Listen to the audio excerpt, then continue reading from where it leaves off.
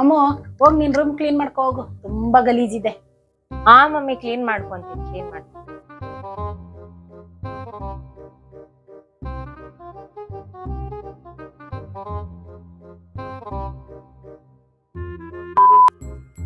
ಇಲ್ಲ ನೋಡು ನೋಡು ಹೆಂಗಿಟ್ಟಿದೆ ನೋಡು, ಇದನ್ನೆಲ್ಲ ಎತ್ತಿ ಕ್ಲೀನ್ ಮಾಡ್ಕೊಳ್ಳೋ ನಾನು ಬುದ್ಧಿ ಇದೆಯಾ ನಿನ್ಗೆ?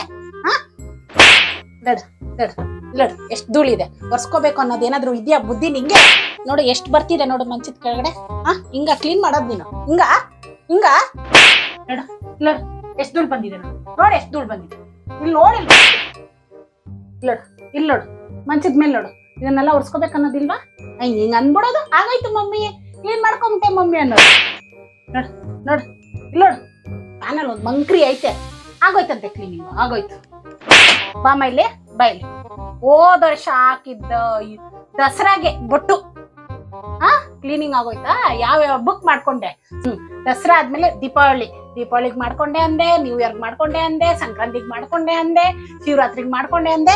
ಹೋದ ವರ್ಷ ಹಾಕಿದ್ದು ದಸರಾಗೆ ಇನ್ನೂ ಇದೆ ಬೊಟ್ಟು. ಸಾಕ್ ನಗ್ದಿದ್ದು.